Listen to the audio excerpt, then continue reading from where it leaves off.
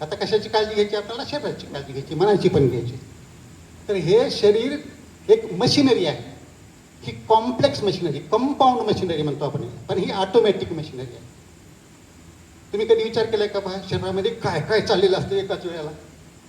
मी तुमच्याशी बोलतोय, तुम्ही ऐकताय, आपलं हृदय मधल्यामध्ये चालूच आहे, त्याच वेळेला आपला श्वास चालू आहे, त्यावेळेला खाल्लेलं मध्ये पुढं पुढं आतड्यातून सरकत आहे, त्यावेळेला किडनी तिकडे लघवी तयार करत आहे, त्यावेळेला रक्तात सगळं पेशीकडे जात आहे, सगळं तिथून ते घाण सगळं कार्बन डायऑक्साईड घेऊन येत आहे, ते त्यांना बाहेर काढून टाकत आहे.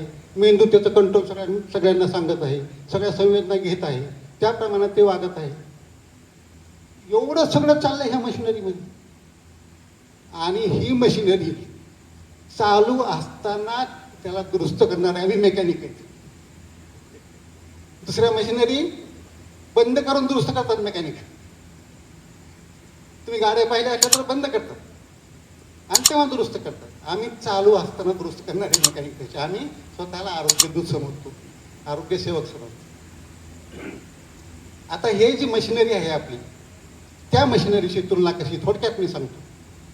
ते त्या गाडीला हॉर्न असतो, प्रत्येकाला पण हॉर्न असतो. आपलं तोंड, कुणाचा हॉर्न जरा जास्त वाजत असतो, कुणाचा हॉर्न जरा कमी वाजत असतो. भांडणे लागल्यावर तो जरा जास्तच वाजतो, दोन बायांचे लागल्यावर तर ते जास्तच विचित्रच वाजतो. इतका हॉर्न वेगवेगळ्या पद्धतीने वाजतो. आणि काही वेळेला कोणत्या तरी प्रसंगाला तो हॉर्न बंद सुद्धा झालेला असतो, पण वाजतच असतो. लाईट आहेत दोन, डोळे, हे लाईट कुठं जास्त प्रकार असतात, कुठल्या कमी असतात, कुणाचे उडेल का बंदच कळत नाहीत डोळे, कुणाची नजर अशी असते कावळ्यासारखी. तसं त्या पेट्रोलचा जसा टँक असतो, डिझेलचा टँक असतो, तसा प्रत्येकाचा कधी टँक असतो. कोणाचा भला मोठा टँक असतो, कोणाचा जरा छोटा टँक असतो. म्हणजे हे आपल्या आपल्या जीवनशैलीचे हे परिणाम आहे. याच्यातला आता आपल्या गाडी जी जीवनाची चालवायची, ॲक्सिलेटर आहे, तुमच्याकडे ब्रेक पण आहे. बऱ्याच जणांचं ह्याच्यावर कंट्रोल, नुसती ॲक्सिलेटर दाबू लागले की नुसती पळवतात गाडी, कुठंतरी धडकतात, कुठल्या आर्थिक व्यवहारात खड्ड्यात जातील, कशात तरी जातील, म्हणजे ॲक्सिडेंट केलं असं करतात. ब्रेकच लावत नाहीत लोक. म्हणजे मनाचा ब्रेक, जिभेचा ब्रेक घेतच नाही. दुसरे काय जण असतात, काही माणसं थोडी स्पीड येईल पण इतके ब्रेक लावतात, सारखेच ब्रेक लावतात, सारखेच ब्रेक, स्पीड ब्रेकर पण याची गरज नाही त्यांना. म्हणजे असे व्हरायटी माणसं सगळे. मग हे असं सगळं जो आपणाला लाईफ स्पॅन मिळालेला आहे, त्या गाडीला लाईफ स्पॅन किती मिळतो? 15-20 वर्षाचा. आपणाला लाईफ स्पॅन दिलेला आहे 100 वर्षाचा. मग हा 100 वर्षाचा लाईफ स्पॅन हा कशा प्रकारे तुम्हाला पाळायचा आहे, कुठपर्यंत गाडी चालवायची, हे आपणाला आज आपल्या हातात घ्यायचं. मग हे करण्याकरता जसं त्या गाडीचं काळजी घ्यायची असते मशिनरीची, तशी आपण आपली काळजी कशी घ्यायची, ही काळजी घेण्याकरता जसं गाडीला एक मॅन्युअल आलेलं असतं, त्याच्यात लिहिलं असतं इतके किलोमीटर झाले की सर्व्हिसिंग करा, तितके झाले की हे करा, तितके झाले की ते करा, ऑइल बदला, हे बदला.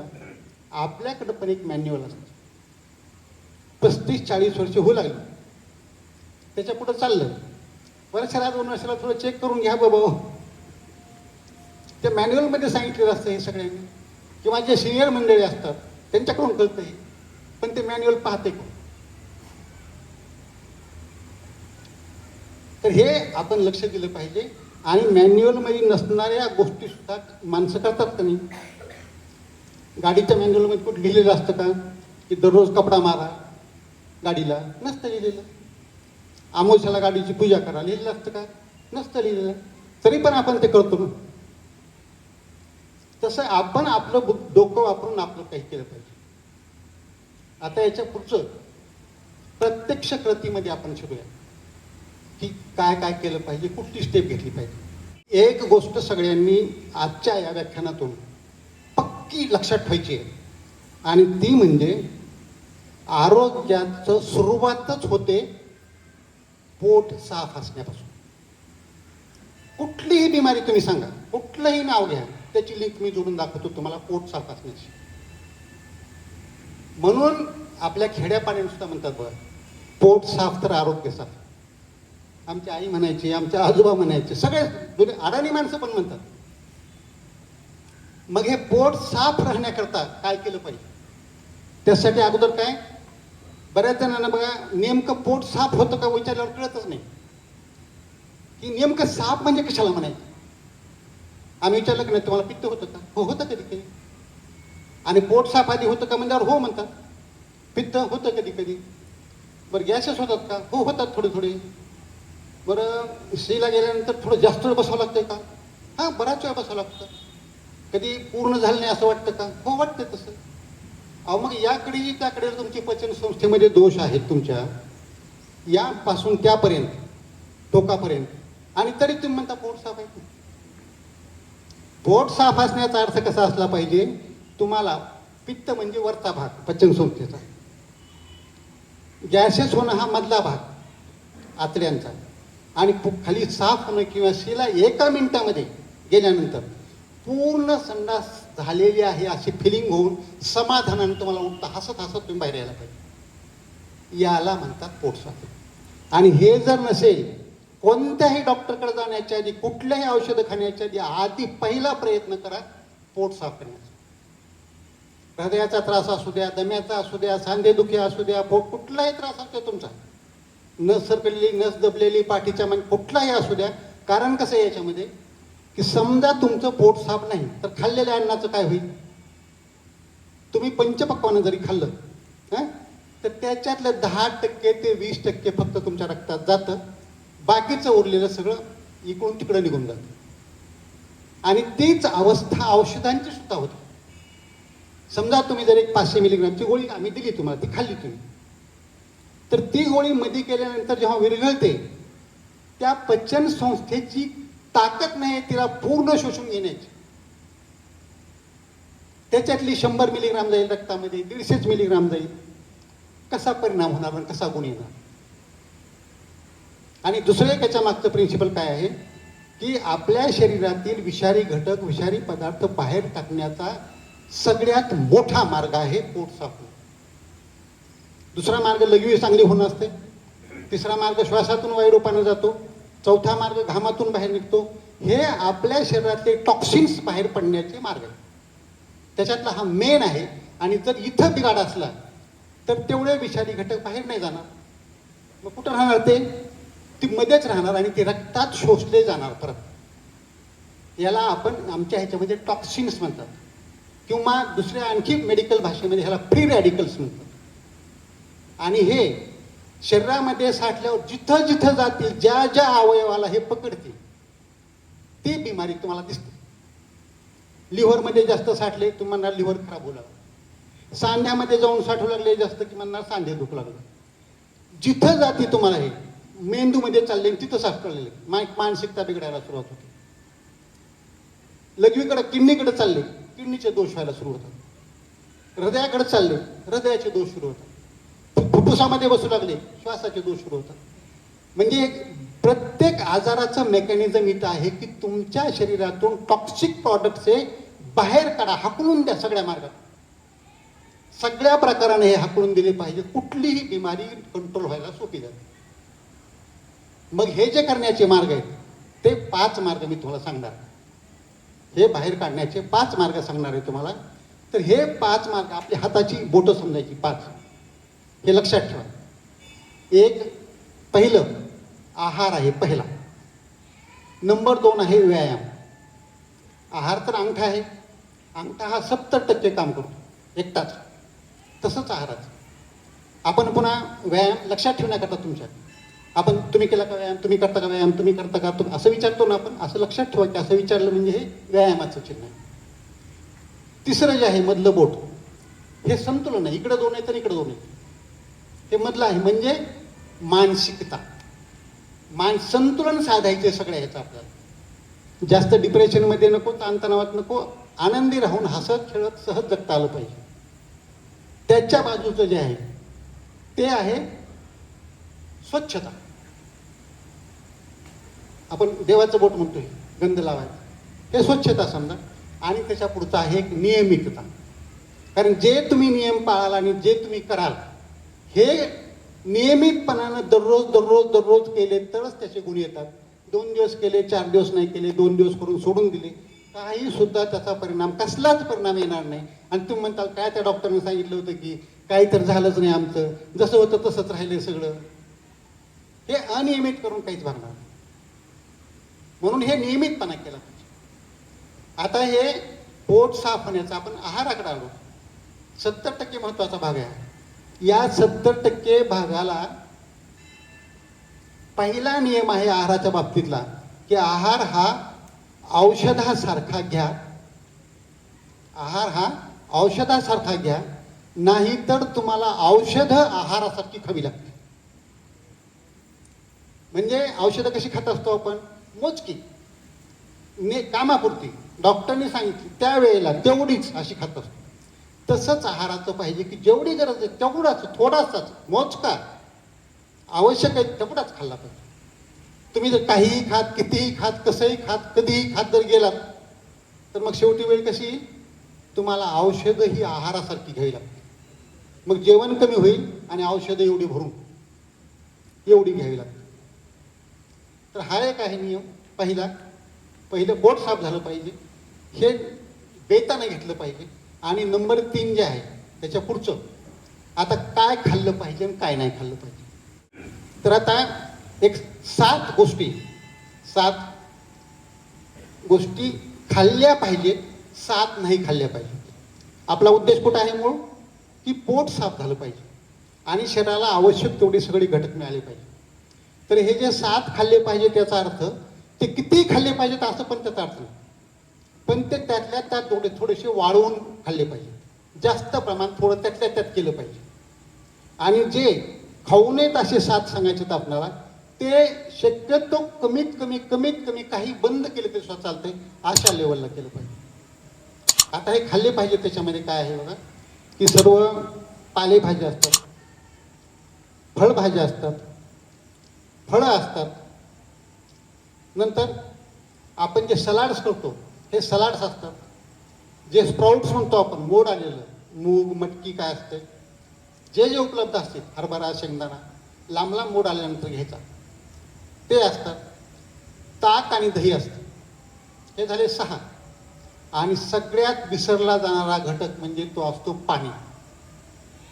पाणी भरपूर प्रमाणात पिलं पाहिजे. पाणी जर कमी पिलात तर ह्या 6 घटकाचा काहीच फायदा नाही होणार. कारण पाणी कमी पडल्यावर ते पचन नाही व्यवस्थित होणार. आतड्यामधून ते पुढं नाही सरकत जाणार. पुढं नाही सरकत गेलं तर लहान आतड्यातून ते मोठ्या आतड्यात नाही जाणार. मोठ्या आतड्यातून पुढं नाही सरकलं, तुमचं पोट साफच नाही होणार. मग तक्रार करते कडक संडास सुरू आली. पाणी प्यानं आणि आहार काय सांगितलं आपण, ह्याच्यातला घ्या. हे 7 घटक जे आहेत आणि याच्यात आता 3 घटक गौण आहेत, ज्याला आपण म्हणतो. आता तुम्ही म्हणाल मग वरण भात पोळी भाजी कुठं गेलं, वरण भात पोळी भाजी कुठे, जागा कुठे गेला. तर पोळी किंवा भाकरी आणि भात ह्या 3 गोष्टी थोड्याशा कमी प्रमाण करायच्या आहेत आणि त्याची जागा या 7 घटकांनी भरून काढायची आहे. हे बंद नाही करायचं आपल्याला, पोळी किंवा भाकरी आणि भात बंद नाही करायचं. हे थोडं कमी प्रमाण घ्यायचं, कारण त्यानं जे पोट तुमचं अर्धवट राहील तर ते पोट तुम्ही भरून काढायचंय त्या 7 घटकांनी. आणि जे खाऊ नये याच्यामध्ये जे आहेत, त्या खाऊ नये याच्यामध्ये गोड शक्यतो कमीत कमी आणा. नंबर 2, तेलकट तुपकट कमीत कमी कडा. आता आम्हाला बरेच जण विचारतात की तूप पण खाऊ नये का. तूप एखाद दुसरा चमचा तूप दिवसा करता चालतो.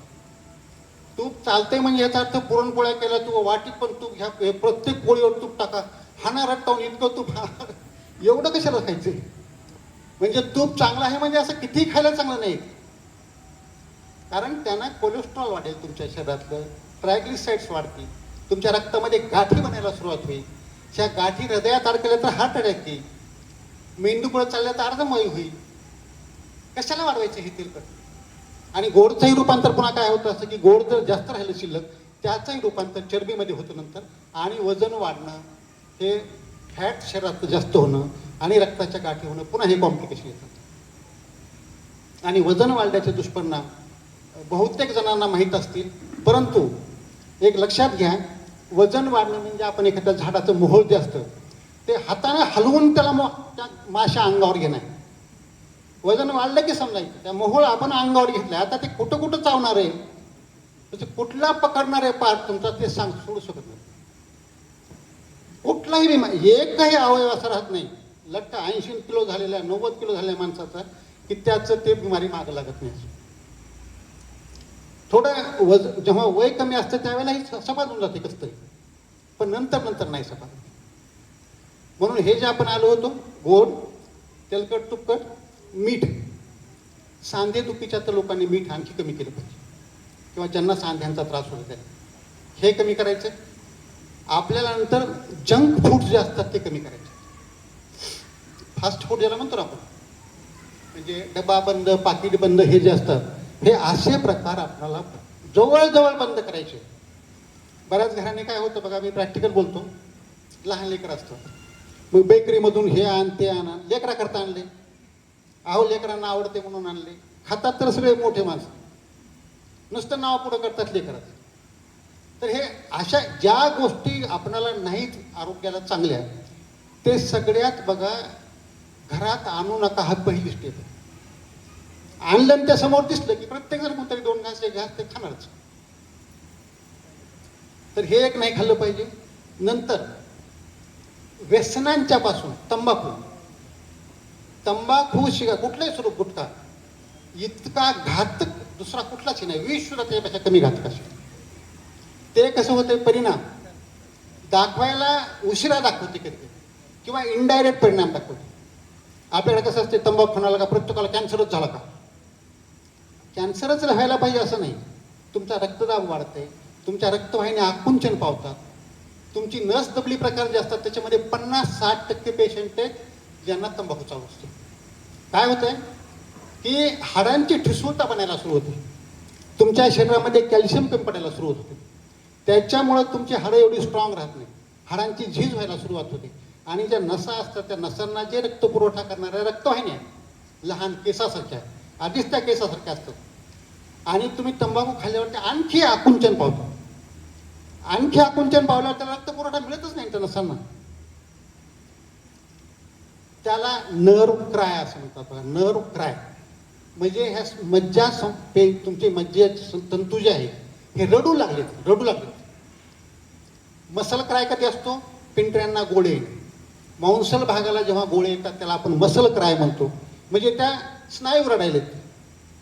आणि नसा जेव्हा रडतात, जेव्हा मुंग्या येतात पायाला, पाय गळून जायला लागतात, चलणं थोडं होत नाही, थोडं चाललं की बसावं लागतं, अशी अवस्था ज्या वेळेला येत असते तेव्हा त्या नसा तुमच्या मणक्यातच का दबतात, पाठीमागे दबतात, ज्याला सायटिका म्हणतात. ती पाठीमागूनच तिकडे येते, कारण ती नस आहे मोठी, तिचा रक्तपुरवठा कमी झाल्यावर ते कशी राहील. झाडांच्या फांद्या जर बुडात पाणी कमी पडलं तर ते सुकणारच ना वरच्या. तर हे लक्षात घेतलं पाहिजे, हे खायचं कमी केलं पाहिजे. तसंच जे नॉनव्हेज खाणारी मंडळी आहेत त्यांनी नॉनव्हेजचं प्रमाण खूप जेमतेम आपल्या देशामध्ये इकडं या वातावरणाला त्याची जास्त गरज नाही. कधी आठवड्याला 15 दिवसाला असावं ते थोडं B12चा ते चांगला सोर्स आहे म्हणतात. पण आपल्याकडे आंबवलेले पदार्थ जे असतात, मी मगाशी सांगितलं की दही आणि ताक, this is good source of vitamin B12. मोड आलेले जे मी सांगितले एकदम चांगला सोर्स आहे व्हिटॅमिन B12चा. म्हणजे तेच खाल्लं पाहिजे असं नाही. किंवा पनीर असते आपल्याकडे, इल्डी असतात, आंबवलेले पदार्थ कुठलेही घ्या तुम्ही, त्याच्यामध्ये व्हिटॅमिन B12 भरपूर असतात. त्यासाठी मटन चिकनच खाल्लं पाहिजे याची गरज नाही पडत. आणि प्रोटीन्स जे असतात, दुसरा फायदा सांगतात की मटण खाल्ल्यावर ताकद येते मोठी जास्त. ताकद यायला काय त्यात प्रोटीन असतात, प्रोटीन आपल्याकडे मिळतात ना, डाळी खा तुम्ही, डाळी द्विदल घटक जेवढे असतात त्याच्यामध्ये नुसते प्रोटीनच प्रोटीन. जे द्विदल आहे ते तुम्ही खाता. आपल्याकडे डाळ करतात, वरण करतात, बऱ्याच घरांनी वरण इतकुशी डाळ असते, 7-8 माणसं जेवणारी असतात. तेव्हा ह्याच्यात हलवून बघावं लागतं ह्याच्यात कुठे डाळ आहे. कुठेतरी डाळ दिसली ते कधी दिसते नाही तर ते पाणीच नुसतं. अशानं कसं प्रोटीन वाढेल. तुम्ही बाकीचा कुठला खर्च कमी करा, त्याच्यात डाळ टाका ना, 1 किलो काय त्या घराला लागते तेवढी जरा घट्ट डाळ होत तसलीच द्या सगळ्यांना. किंवा आपण म्हणलं मोड आलेलं द्यायचं, तसं मोड आलेलं द्या सगळ्यांना. जर आपोआप प्रोटीन वाढते, प्रोटीनची तुम्ही काळजी करू नका असं. तर हे जे खाऊ नये असं जे आहे तसंच अति मद्यपान करणारी मंडळी. तुम्हाला मी कुठल्या ह्याच्यात आहे आणि कशात आहे हे कळल्यानंतर त्याचा आनंद घेण्यापेक्षा ते तुमचा आनंद घेऊ लागले. तुम्ही कुठंतरी खड्ड्यात पडताना सकाळी उठून जागे होऊन घरी आयता पुन्हा कसल्या ह्याच्यात आलाय आनंद. घराच्या घरं बरबाद करून आले, स्वतःच्या लाईफ बरबाद करून आले आणि सगळं दिलेलं देवानं सगळं ते देवानं काय ते थोडंच करून दिले. नैसर्गिक नाही ते, कृत्रिम केलेलं आहे ते. म्हणजे अशा ज्या ह्या काही घटना आहेत किंवा हे जे घटक सांगितलेले आहेत हे जेवढे तुम्हाला कमीत कमी किंवा काही जे वाईट आहेत जास्त ते बंद. तंबाखू सारखा विषयाला मी बंदच म्हणे करावं. ती तुम्ही एकदा घेतली काय आणि दिवसात 10 खाल्ली काय त्यांच्या दुष्परिणामामध्ये इतका फरक पडत नाही. जगाच्या कुठल्याही लिटरेचरमध्ये तुम्ही पहा तंबाखू कमी प्रमाणात आलोडच नाही, कुठंच नाही. म्हणून हा थोडासा आपण बदल केला पाहिजे. हे खाणं न खाणं झालं. आता याच्या पुढची एक गोष्ट असते. आता हे कशा प्रकारे नियम ठेवायचा बघा. मी एवढे घटक सांगितले, हे 7 सांगितले, ते 7 सांगितले. आता ह्याचा जो मेळ कशी बसवायचा दररोज. हे सगळेच्या सगळे दररोज मिळतील असं नाही. कधी 2-4 हे मिळतील, कधी 1-2 मिळतील, कधी नाहीत मिळत. पण तुमची लक्ष तसं पाहिजे. याला जोडून थोडंसं लिंबू, एक छोटंसं लिंबू दिवसाकडे तुम्ही एक माणूस संपू शकते. सकाळी थोडं, दुपार थोडं, संध्याकाळ थोडं. एखादं बीट एवढ्या आकाराचं, एखादा कांदा एवढ्या आकाराचा. कांदा प्रत्येक घराने असतो, थोडा थोडा तुम्ही घेऊ शकता. मग हे घटक तुम्ही घेण्याकरता एक मार्ग करायचा आहे की आम्ही सांगतो तुम्हाला जर वजन कंट्रोल करायचे, तुम्हाला प्रकृती चांगली ठेवायची तर 2 ताटं घ्यायची. इथे 1 ताट ठेवायचं, इथे 1 ताट ठेवायचं आणि 2 ताटं भरायची जेवायला. आता वजन कमी करायचे आणि 2 ताटं भरायचे. एका ताटातलं खाऊन तर वजन वाढू लागले. मग 2 ताटं कशी भरायची. तर त्याच्यातलं एक जे ताट आहे पहिलं, त्याला काही माणसं किंवा काही लिटरेचरमध्ये देवाचं ताट म्हणतात. तर त्याच्यामध्ये मी जे आत्ता सांगितलं की हे जे आहे पालेभाज्या, फळभाज्या, फळं किंवा हे जे सलाड्स आहेत, काकडी, टमाटा, बीट, हे सगळं त्या पहिल्या ताटामध्ये घ्यायचं आहे. कच्चा कांदा त्याच्यात घ्यायचा आहे, लिंबाची फोड त्याच्यामध्ये घ्यायची, लसणाची एखादी पाकळी त्याच्यामध्ये घ्यायची. हे सगळं त्या ताटात घ्यायचंय. ते ताट आधी संपवायचे. तुमची अर्धी भूक निघून जाते बघा. तुम्ही म्हणले 2 भाकरी खाणारा पहिलवान नाही, त्याने एकेवर सुटते नंतर पोट. आणि सगळ्यात जो बाहेर तुम्हाला काही दुष्परिणाम दिसत असेल वजन कमी करणाऱ्या व्यक्तींचा, खूप चेहरे सुकल्यासारखे होतात, सुकल्यासारखे निस्तेज बनायला लागतात. तर हे असा प्रकार केला तर तुम्ही टवटवीत व्हाल.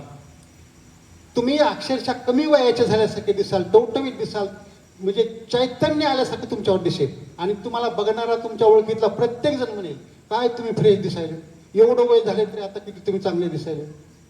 हे जर म्हणून तर असे हे 2 ताट. आणि आपलं जे दुसरं ताट आहे त्याच्यात आपला नेहमीचा मेनू वरण भात पोळी भाजी. फक्त सांगितलं आपण हे कमी प्रमाण घ्यायचं. पहिल्या ताटामध्ये आता तिकडं मी म्हणलं की पालेभाज्या, फळभाज्या, इकडं पण म्हणतो मी एक भाजी. तर ही जी शिजवलेली भाजी असते, हे शिजवलेल्या भाजीचं एक वेगळा दृष्टिकोन आहे. ती जेवणाचा एक घटक आहे, पण तो जास्त आरोग्यासाठीचा फायद्याचा नाही. जेवढा फायदा हे कच्चे देतात तेवढा. तर हे 2 ताटाचा कन्सेप्ट लक्षात ठेवा. निरोगी राहून दीर्घायू होऊन आकाशात भरारी घेऊया. चला दोस्त हो, रोगराईला हाकलून दे.